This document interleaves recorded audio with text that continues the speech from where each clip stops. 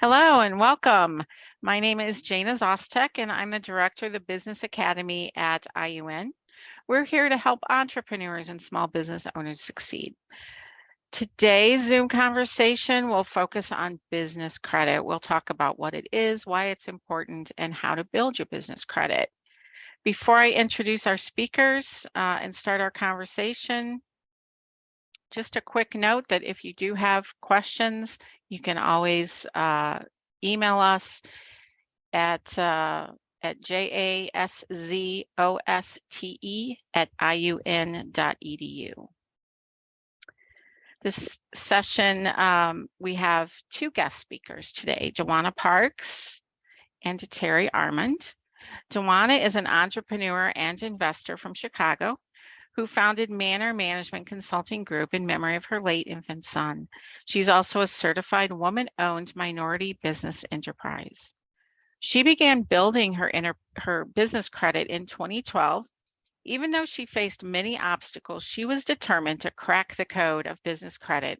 In just a few years, she acquired more than $150,000 in business credit and funding. Today, she has amassed more than $500,000 in business credit and funding for herself and well over $1 million within her inner circle. Dawanna is passionate about credit and financial literacy. Having a healthy relationship with money and credit is something she constantly promotes to her community. The use of business credit has changed her perspective on many levels and has allowed her to leverage and take on opportunities she wouldn't have been offered. Business credit is the buffer that allows her to float payroll, purchase material, and have access to additional capital that allows her to float operational expenses. Terri is also passionate about helping people establish their credit history. Her focus is primarily on the personal side. She opened her business, Royalty Credit Solutions, to help people improve their personal credit scores so that they can enjoy the benefits that a higher credit score brings. So Dawanna and Terri are both active advocates in the community, and we're pleased to have them with us today to share their insights with all of you. So we're going to just begin with a simple question. How does personal credit impact business credit? What's the connection between the two? Thank you, first of all, for having us. Personal credit, and I always tell people personal credit is a segue to obtaining business credit.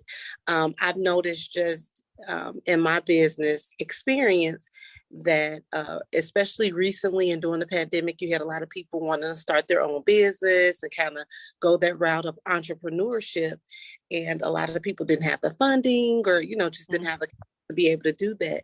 And they wanted to override. They were hearing all the hoopla, business credit, get your business funding, don't come out of your pocket to pay. And they want to kind of segue and go around personal credit to obtain that business credit. And they soon realized that you can't.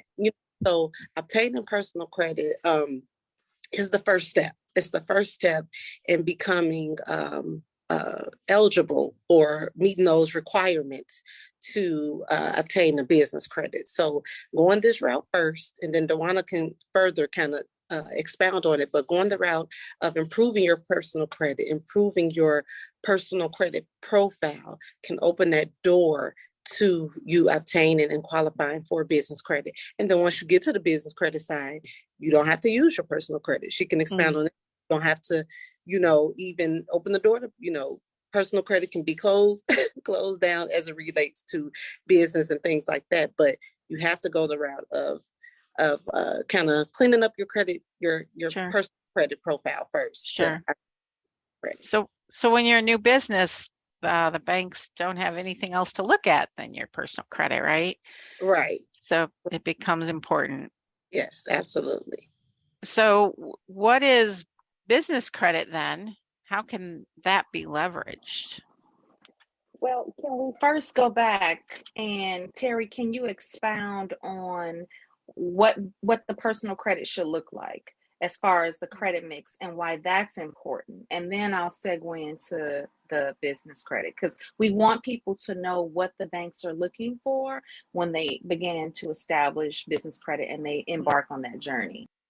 Absolutely. So pretty much I can just kind of go through our process. So when the client comes to us, what we're doing is we're pretty much pulling that credit report, pulling that credit profile, looking at that credit analysis. So basically what all that means is we're basically just saying what's on your credit, what's on here, if you have any late payments, if you have any inquiries, and things like that. Those are inquiries and late payments are two of the main things that affects our credit in a negative way. So along with us doing our processes, we also educate our clients on just being on time, being on time, paying your bills on time. And we know life happens and you can forget or things get shoveled in the mail. I got a stack of mail right now at my house. And we understand, but we also educate and maybe recommend getting on auto pay for some of your bills so that you can avoid late payments coming off. So we have a credit score calculator. So a lot of people don't know how their credit score is calculated. They don't know what's being release, or how right. your credit score comes. Like, how did they get that credit score? Where did they get right. that from? So it's a mystery. Right. So on that. So your payment history is 35% of your credit score. Okay. So that means that could be good or bad. So if your payment history is good and that affects 35% of your credit score, that means if I'm paying my bills on time and my payment history is good, I'm not having anything late, that's 35%. But on the flip side, if you're late and you're behind on paying your bill, that affects 35%. So the percentage doesn't change, but how you go about it and making sure you're on time. So 35% is late payments, okay? The amount you owe is 30%. This is how your credit score is calculated. So 30% is what you owe, what debts you have. And again, being on time with those payments. Your length of credit history. And a lot of people don't know this. And I have to educate my clients when they're fixing their credit, because a lot of people, I just want to pay it off and close the account. No. So we have to tell them, we can pay things down. We can pay things off. Do not close your accounts, especially they'll be like, and it's funny because they want to close the very ones that you shouldn't, because your length of history is what's calculated. And a lot of banks, when you go for funding and things, 2 years is pushing it. 3 years is like, okay, because I tell clients that your credit is your name. Okay, so you're building up trust with lenders and banks and things like that. So they're saying, oh, 2 years, that's not really long, but it looks like, based on their profile, they're paying things on time. They have a good history. Okay, so we maybe can trust them. But 3, 4, 5 years, it's like, okay, so if you have a credit card that you've had for 10, 15 years, do not close that, because to the lenders, to the banks, to establishments, it's like, okay, I can trust her. I can trust him with this loan, or I can trust them with this amount. So your length of credit is 15%. Okay, so yep. So new credit. So when you apply for new credit, applying for credit cards and things like that, that's 10%.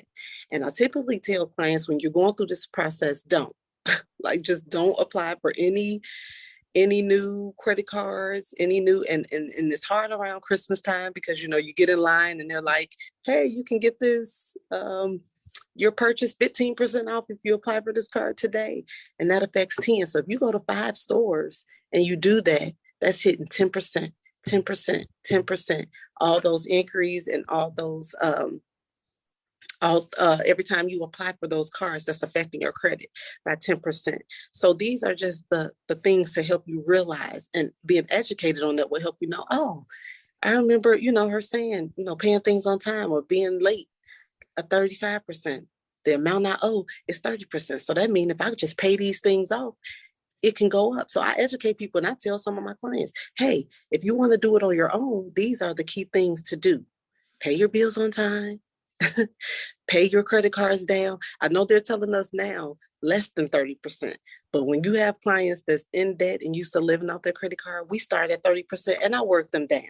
So I say, hey, your credit card usage is above 30%. So if it's 35, 40, and 50%, let's work on paying that down to 30%. Then once they're able to do that, I said, okay, we can work, don't use it over 20%. We kind of get them on the plan. I don't go from not using it at all to only use 10%. I mean, that's a shock to, so we kind of get them on a system and a plan to their credit card usage, because that's another effect that can have on them being approved on the business end. So these key factors, just payment history, amount you owe, the length of credit, and the amount you use, are all things that we kind of educate on that can in turn affect them being approved or not approved for that business credit. Wow, that was a great overview. You've unlocked what a credit score consists of. That's awesome to know. Yes. And to Terri's point, also, as the clients go and they get more and more new cards, it changes the age of their credit. So they average the age of your credit. So if you go and get a new account, it takes away from your 15 years, and now you're maybe down to 10 years. And then if you go get another account, it continues to change the age. And there's a certain calculation that they use, and it could hurt you versus helping you. And so thank you so much, Terri, and thank you so much for the invite, Jenna. I appreciate it. My name is Dawanna, like you said, and I'm from Chicago, and I'm an entrepreneur. And because we had so much difficulty with growth, we utilized, for the most part, personal credit when we first established our business. And like Terri suggested, you take certain hits. And so when you are over leveraged and you're utilizing more than the 30%, the banks are running the credit daily. So there's a soft pull with most creditors daily. And so what happens is they're looking at our risk tolerance, and based off of that, they can either stop lending, they can freeze your account, they can lower your credit limits. And sometimes you'll notice that if you're not using credit that you currently have, the banks will either lower the credit or they'll shut it down because it's inactive. And so what we also want to remind people is, if you do have credit cards, don't necessarily stop using it, but use it from time to time to just keep it active and keep it on the books.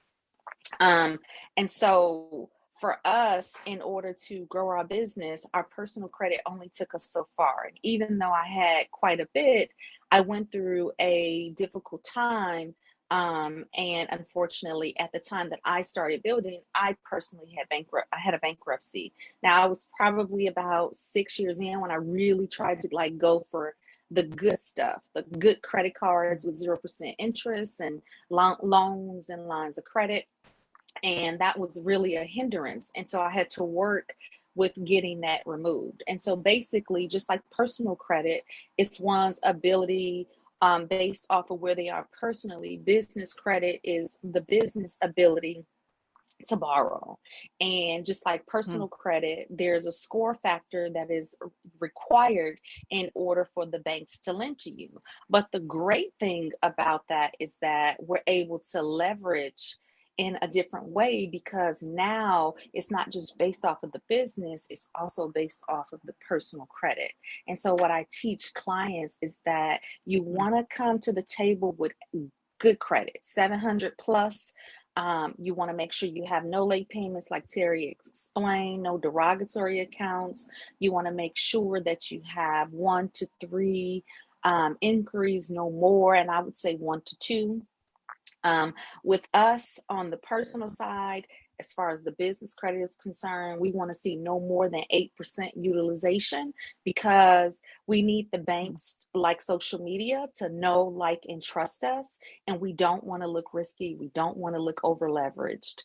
And we want to at least have anywhere from 5 to 10 positive accounts on the personal side. Okay. And so this will enable us to leverage our personal credit as a personal guarantor to establish business credit.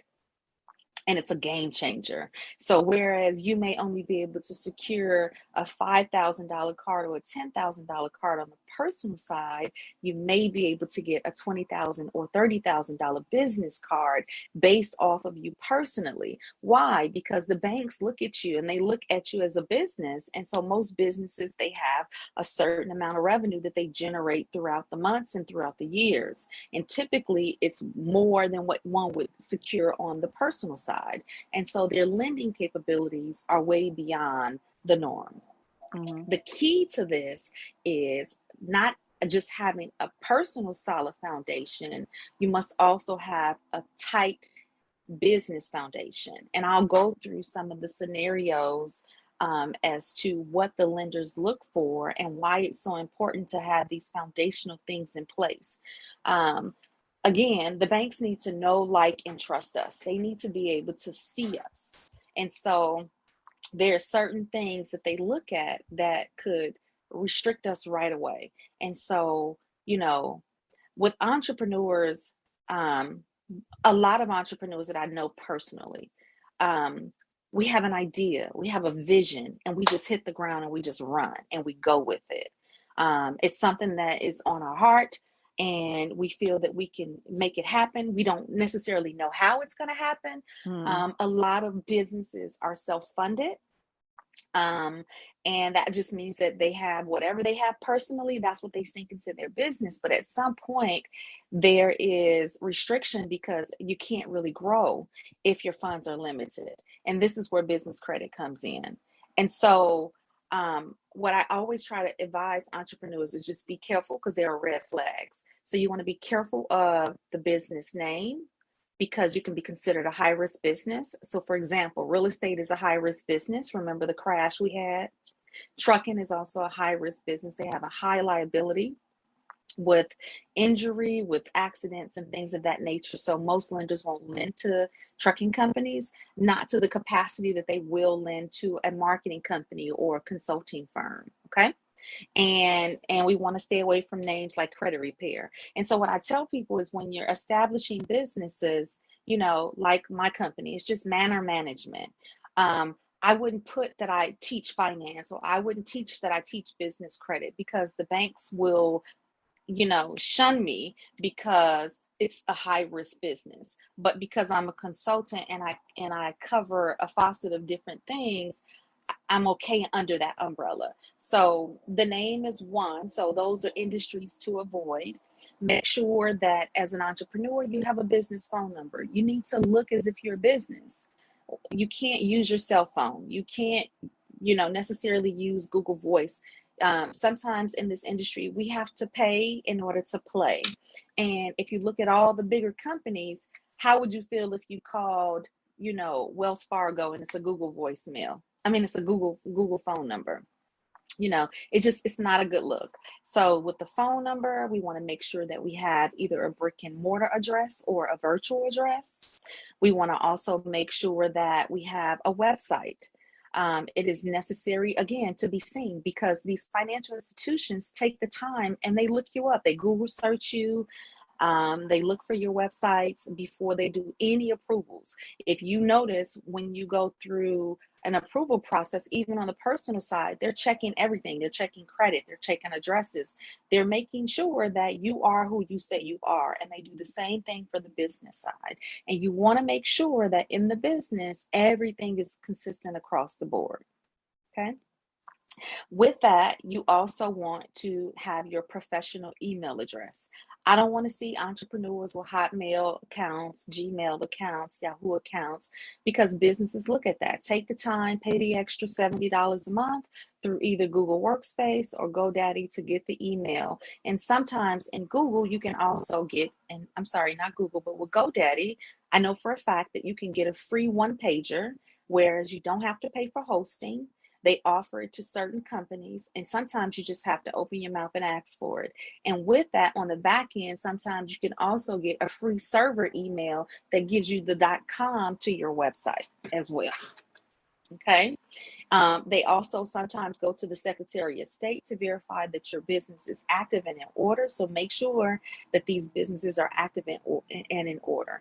I actually just had a meeting with a client yesterday and we were talking, and the entire time I had to stop and say, hey, well, what type of business structure do you have? And they were like, oh, well, I've been in business since 2016. Okay, well, what type of structure? What was the sole proprietorship? And so, yes, it's seen as a business, but it's just like an individual. So when you get into business, you want to maintain as a business. So you need to upgrade the structure of the business to either an LLC or some type of corporation. And I urge clients to kind of speak to their accountants as to which is the better option. Typically, when your revenue is under 50,000 or 49,000, you're good with an LLC. Anything beyond that, because of the tax liability, you either add an S corp or C corp, or you just go to a corporation. And sometimes you can convert your LLC to an S corp within a 2-year time span. You just have to request from the federal government that you'd like to do that. I also urge clients that it's important, whether you have revenue or not, it's important to also file taxes. People don't realize that the tax liability, depending on how you're set up, if you pay yourself payroll, if you pay yourself a distribution, a lot of the income is either shifted to expenses or payroll, and your tax liability on the business is not that much. There have been times where my tax liability for my business was $400 or $700, and I made a six-figure income. And yes, I got hit on the personal side, but I was able to utilize the income, that gross revenue, that net income, and take it to a bank and say, hey, I made $150,000 this year. What could you do for me?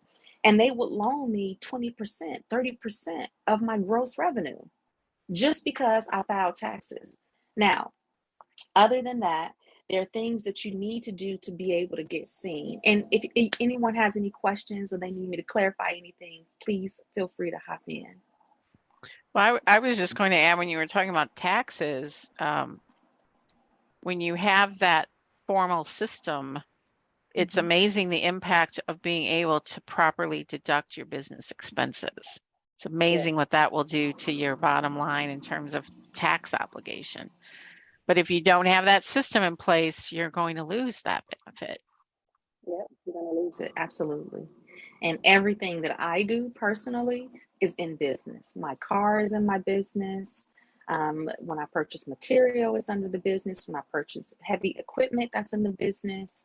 And also what business owners forget is get you some insurance. Make sure that you have the business insurance, whether it's, if you're a consultant, it's errors and omission, or just straight general liability. It's just a few $100s to have, and it protects you on so many other levels.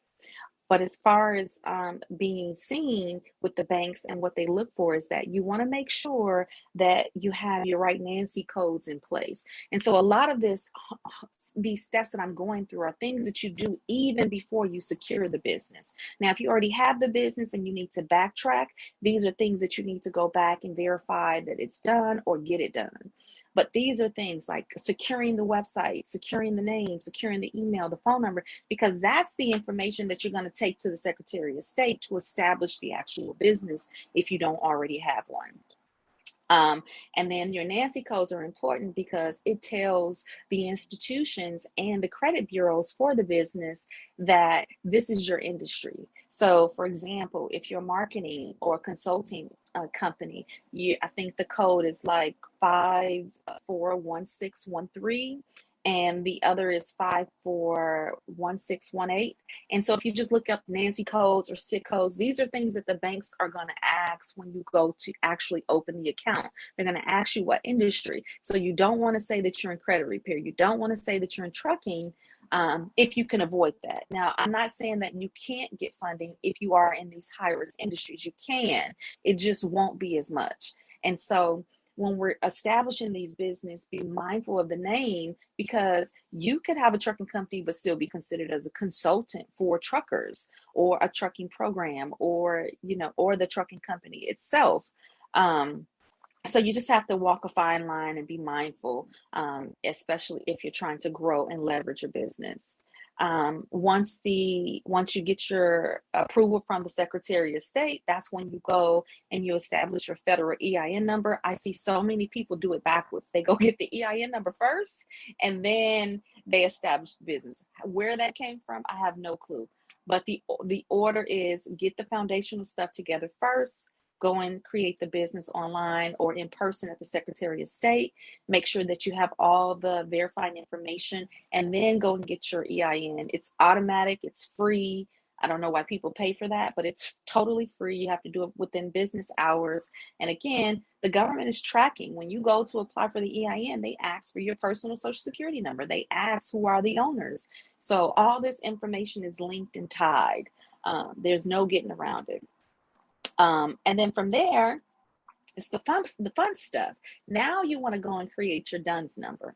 And so with my industry, because I'm a consulting firm and I do contracts with the government, I was able to secure my DUNS number in less than 24 hours. Typically it's 30 days, 45 days, and it is free, but it takes some time. But I basically just called up the Dun & Bradstreet and I said, hey, I need my DUNS number. I have a federal contract that's coming due and they need my DUNS number. And I literally got it in 24 hours. And some business owners don't even realize they established a DUNS number early on and don't even know it. Whether they went and got a vendor account of some sort, or whether they went and opened up, a small little mom and pop store that put, that submitted their information, and then it's a DUNS number automatically created. And so they can also just do an automatic search and see what's out there. And now you're at the point where you can now go to the bank and open up the bank account and create the relationship, right? And so now this is the fun part. And so they say that it's tiers to what your investment should be in the financial institution. And what a lot of people don't realize is that the banks want to lend to us, and they just have to understand your story. And so when you have bankers and they will champion for you, these are the bankers that are going to support you when it's time to apply for a credit card, when it's time to apply for funding. I always make sure that no matter what bank I'm banking at, that the bankers know me. I'm taking my kids, they know my name, they know I'm a minority business owner. When I walk in, I'm speaking to everybody, because these are the people that are gonna go back and forth with the back end departments when it comes down to an approval or a denial. And it has happened to me so many times. And so creating these relationships are fundamental in your journey. Now, you don't need a relationship with every institution, but then that's the point where you have to do your due diligence to figure out what banks are offering what. And then once you establish that, then it's off to the races. And what I will also suggest is that in order to be seen, there's a site that I tell people to go to. You want to make sure you have all of your social sites in place. Post at least 3 pictures on each site. Make sure that you have a nice bio. Everything is consistent so that you come up on the Google pages. So that's Facebook, that's LinkedIn, that's TikTok, that's Instagram, even if you don't use these sites. Why? Because it's pushing you further and further up in the Google rankings. And when you have so much tied to this one business, you're going to be seen, right? And then there's Yelp, there is listyourself.net. You can pay, I think it used to be like $1, where you can have your business listed. It asks for your business phone number, your name, your address, and that also helps to rank you. And so when you're Googled as a business from these financial institutions, all of your stuff is coming up. All of it is consistent. And that's what these banks are looking for. They need to know that that this business has been in business, whether you're new, whether you're 2 years old, and they want to see that there's a solid foundation in place. And these are the things to get you started on that journey to build. And people are also like, oh, I only have one account. I urge people to always get more than one account. You always need to have more than one account. It could be a savings account at one bank. It can be an operational account at another bank. It can be your whatever type of account. It can just make sure that you have a few different relationships within these banking institutions. And that's how you are able to go in and secure more business funding.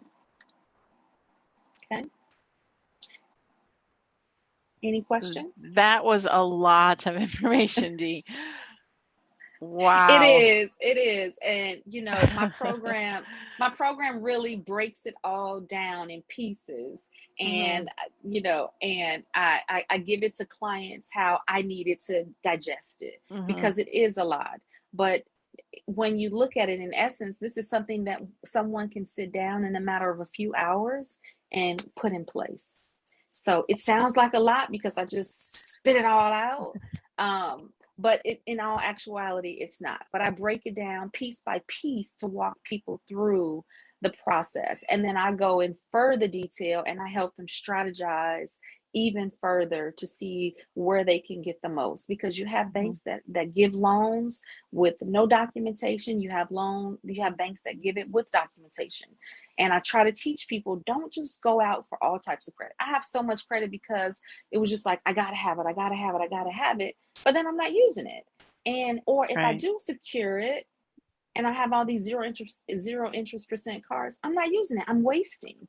This is how you're able to leverage. Who do you know that will give you $50,000 at 0% interest for 18 to 24 months?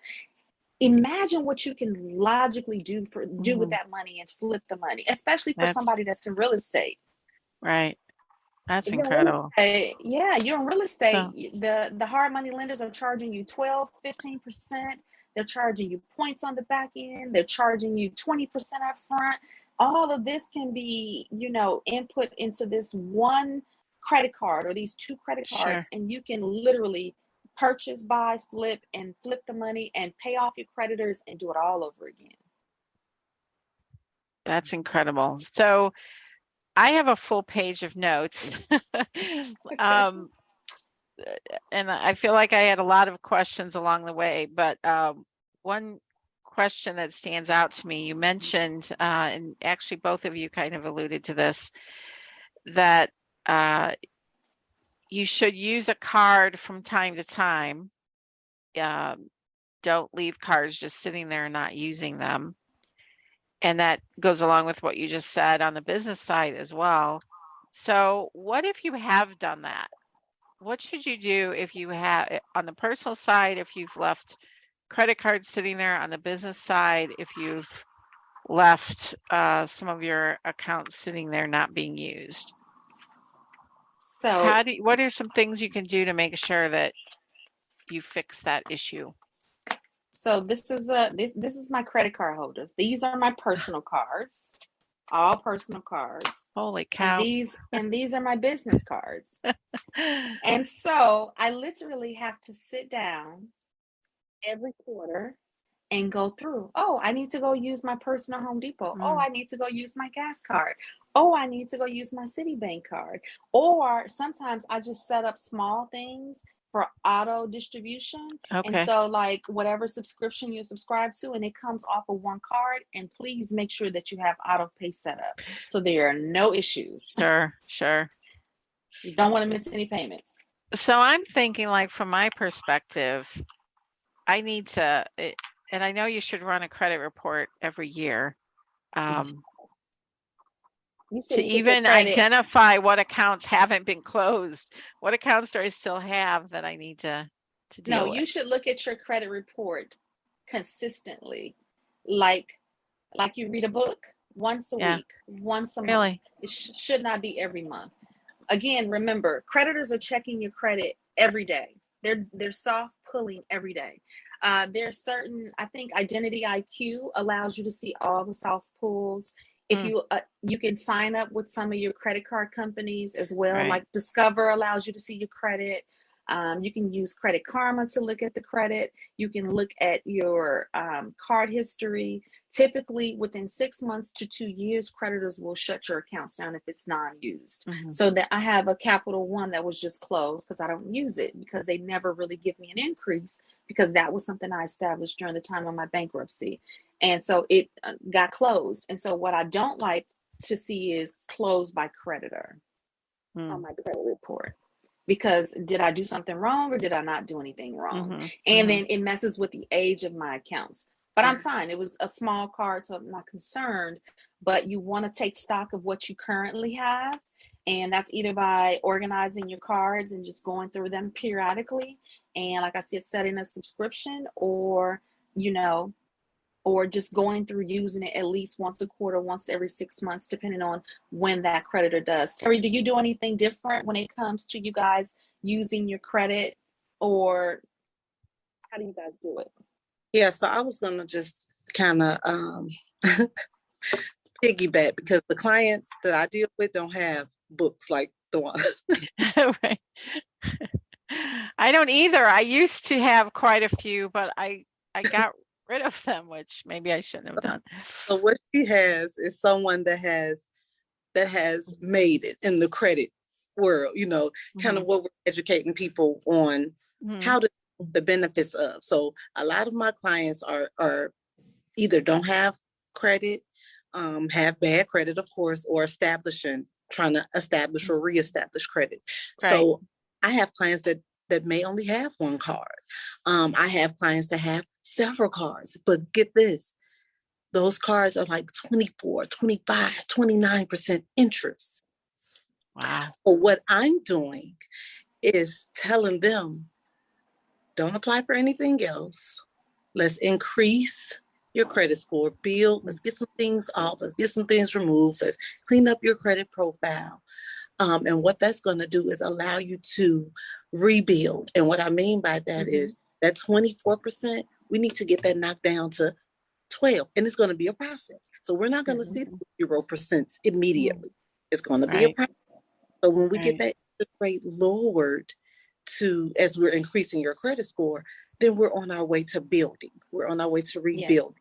And now, so don't use that 24% card. I have told clients, stop using that. I thought they said, use my, you in debt. Like, when they said that, they weren't talking to you. You're using this 24% interest rate credit card. You will never get out of it. Like you're just paying interest, and they're paying the minimum $25. And so what I'm doing when I see, and I'm sitting down with their credit analysis and their credit profile, I'm seeing what they have, what you're using, and then I'm saying, okay, let's build you up. We need to get you built up. Let's get you a secure card. Okay, so a secure card, if some people don't know, is pretty much like a prepaid card. So what you're doing, you're putting your money on that card, and you're using that card to build your credit. And so Capital One has a really good secure card. I just helped the client get it, and you can get it for as little as $49. So that's my process, because I have a lot of people that just don't have the cash flow. They don't have the money. They're in debt. And that's another reason why we kind of try to make our program and our plans reasonable for them to be able to, establish the credit. So I just had a client, because a lot of the cards you need 200. And believe it or not, people just don't have $200 and sometimes that money is resting for 3 to 4 weeks. So they're like, put 300 down, but then you get 200 down, then you can't use it for 3 or 4 weeks. And they're like, I need my 200, Right. So Capital One has a plan where you could just open it up for $49, and then he was approved for a $200 credit limit. Okay. And we're building. He started at a 400 with me. Now he's in the 600. So we're building, we're getting things removed. He's paid off other cards. So this is a process that I walk my clients through. So they may not start that book, but we're getting there. I had another client who her interest rates, even with her car. So this is just to kind of piggyback on that. Just a lot of people don't know, and Dawanna touched on it, just what good credit can do for you. She touched on having good credit on a personal end can qualify for the business credit. And she touched on how to establish your business to be able to qualify. So on the personal end, just letting individuals know that establishing good credit to even qualify for business credit, or just things we do daily, paying your car insurance, having good credit, and lower that interest rate, lower those monthly payments. Even if you own a home, your mortgage payment can be lowered with good credit, because when you purchase it probably was purchased on the personal end. You didn't purchase, a lot of people don't purchase the homes on the business, but these things are things that are qualifiers to get you to the point to build, to be able to get the high credit limits. So I just tell people, you have a credit card, whose interest rate, we try to get our clients in single digit interest rates. Okay, that's our goal. That's our goal. So I had a client whose interest rate was 10% for her car loan. We got it to 700s, and I'm like, okay, get it refinanced. She was able to get it refinanced to 7%. And I said, when we get you closer to 800, let's get that lower to 3%. And she saved $150. And I said, let's save you 300. So let's double that. And I'm like, what can you do with an extra $300 a month? So when people actually see the progress and see what they're saving, it's like, wow. And I post this often, like, you're wasting money by living with bad credit. You're wasting, you're giving your money away to these interests and to these fees. So educating our clients on building credit, establishing good credit, and not overusing and not using these credit cards with these 24% interest. And if you start there, let's build your credit. It doesn't have to stay there. Everybody has a start. Everybody's not at 700. Everybody's not at a 650 or, but let's start somewhere. And when we get that credit score to increase, we can get those interest rates to decrease. And that's when you'll see the floodgates start to open. And it happened for me, like Dawanna said, she came from a bankruptcy. She came from, things that put her in the perspective of, it's got to be something else. When she was using their money it's got to be, and I was the same way, like, okay. And so what helped me, which is another thing that can help people, my husband put me on his credit. So if you have a spouse, a mom, a family member that has established good credit, you can get added on their credit as I have trade lines. So trade lines is a thing. Family member, but you can get authorized user. So I didn't really have credit. When we got married, he added me on as I was an authorized user. I was able, but if you have a child or a family member, they can add you on their card as an unauthorized user. And what's happening, they're building their credit and establishing good credit. You get to kind of piggyback on that. And I tell my clients, don't rest on that. Because at any event that something happens to them, or they decide, oh, I didn't realize they were still on, I'm gonna take them off, or anything happens, you want to use that to build that. Don't just rest, because if you go get a house or sometimes they can pull that and say, okay, we see that you're, this isn't individually established credit. They can kind of see that. So I tell clients, get that, and that will help you, but still use that time to build individually, to grow from that. So that's another, the secure cards, being added as an unauthorized or authorized user to someone authorized user, to build and establish credit are two things for someone that doesn't have credit, to eliminate those 24%. So stop using those. Yes. Cards. Build. To Terry's point, the authorized credit, as an authorized user, it helps you when the trade line is added on your credit profile, because it now mirrors the age, it mirrors the credit limit, it mirrors various different things that can help put them in a better position and can boost their scores from 10 to 50 points, depending on what it is. If I have a $30,000 credit limit and I give that to Terri, and she has a utilization where she's already at 30%. Well, I give her $30,000.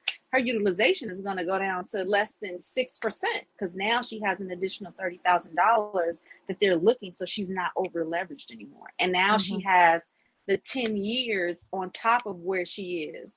And the cool thing, just to segue back to business credit, is that the banks look at that. So like I said, if you have a $5,000 limit on the personal side, well, the banks are willing to double that or triple that. And so that could be the difference of, $20,000, $30,000 on the business side versus what you have on the personal side. And what I always try to teach clients is, yes, you can leverage your business credit off of your personal credit. But foundationally, there's one thing that I didn't talk about, and we should talk about, which are vendor accounts. And it's a strategic way in which you should do it. But I always tell clients to add at least 3 to 4 vendor accounts. That's a Quill, that's a Zoro, that's a Uline, that's a Granger. And they have hundreds of them. But go out, get you a net 30 account where you don't have to pay it for at least 30 days, which we'll talk about that because I want you to pay it 2 to 3 business days after it's invoiced. Because with business credit, the quicker you pay it off, the quicker your scores on the business side go up. So this is when they talk about an 80 paydex, or your experience scores are higher. So the credit bureaus on the business side are Dun & Bradstreet, you have Experian, you have Equifax, and then you have some smaller subsidiary companies that not many companies look at, but those are the main 3. And so by paying your debt on the business side, especially with the vendor accounts, early, it helps to boost your business credit score. And it also helps to increase your scores if they are low, if you don't have an 80 paydex, because they want to see history. And sometimes business credit cards don't even show up on these bureaus. So the vendor accounts typically do. And when you establish these vendor accounts, you want to call them. You want to do your due diligence. Hey, who do you report to? When do you report? You have a company, I think it's either Uline, I haven't done it in a while, but Uline, let's say they report every Monday, and you establish a net 30 account with them, and you go in and let's say the minimum spend is $100. This is why I say you have to pay in order to play. So you spend a minimum $100, and you get an invoice on, let's say, Friday, and you go right in and you pay them on Friday. Well, what's going to happen is the creditors are not going to report because you paid them too far in advance. So that's why I always tell people, at least give it 2 to 3 business days from the invoicing period, but always call and do your due diligence to see when they actually report. If it's a month, it's fine. But I know, like with Uline or Quill, whichever one, they report early. They report every Monday. So with them, you got to watch how you pay them. And then, like I said, you need at least 3 to 4. And the strategy is to just do them all at the same time. Don't do one today, do another one in 2 weeks. Do them all at the same time. And this is what will give you that 80 paydex, because it's going to show the lenders, oh, she got an account with us, and oh, she paid it off in such an expedient time. And so again, these timelines make a difference in how you're scored. So faster pay, higher scores. Okay. Yeah. So it makes a difference. This is all such amazing information that I hope that the one takeaway for anyone who watches this video is I don't have to stay where I'm at with my credit. I don't understand it. I guess I'm just out of luck. I'm going to have bad credit my whole life. No, that's not true. No. There are people who do understand it. It can help you understand it and help you with some strategies on how to improve it. Yeah. This is all great information. Dee, I love how you just walked down the steps, the process of the things that you need to do. As an attorney, I appreciate that, because when I talk to people about setting up their business, they have no idea of all of these different issues. And there's some that I learned today too that I can add into my arsenal. So thank you. Are there any other, I'm sorry? So my goal and my intention is, I just want people to understand it's not rocket science. We're in a day and an age of social media, and people make it seem like it's a secret society. And though for many, many years, we were not privy to the information, especially as a minority business. And there have been coaches and mentors that I've paid thousands of dollars just for that very information that I've run down in all of 15 minutes. And I want people to win. I want people to have access. I want them to know it's not as difficult as you think it is. It is a process and it takes time. But if you're a business owner and you want to leverage, you want to grow, you want to scale, these are the things that are necessary that you must do in order to win. And the first thing first is having good, decent personal credit, and then having the knowledge, having the understanding. Terri and I have teamed up. We have a program where we are collaborating and we are helping, because I noticed that there was an issue on my end where most of my clients had difficulty with their personal credit, and they had all of these different obstacles, and I'm like, I need somebody to send them to, and Terri is the person. And so now she can fix them up, patch them up, get them together, and shoot them right back to me. And we work simultaneously at the same time. While you're building on the personal side and you're improving and cleaning up, you can start building on the business side at the same time. Because again, you said, oh, Dawanna, that's a lot. Well, guess what? They got a good 3 to 6 months to get it together and put it in place. And we're going to hold them accountable every step of the way. Ain't that right, Terri? That's right. Outstanding. All right. Well, I hope that a lot of people come your way and get their credit in order so that they can succeed in their business. It's such an important topic. I'm really excited that we had you here today. Are there any parting comments you would like to make before we close up here? No, just like you said, any place or state you find yourself in does not have to be the end. Right. Research, look for opportunities and see what your options are, to fixing your credit. Can you do it yourself? There are programs where you can do, there are things that you can do on your own to improve your credit.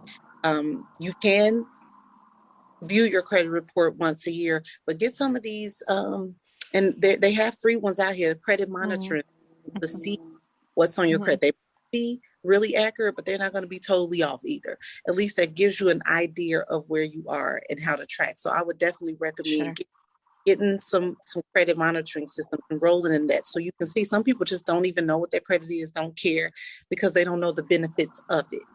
So start understanding the benefits of having good credit. And I think that will take you to another level once you're educated on the benefits, another level in really inquiring on how to repair it, how to clean it up, and what that can do for you on a personal and business end. Wonderful.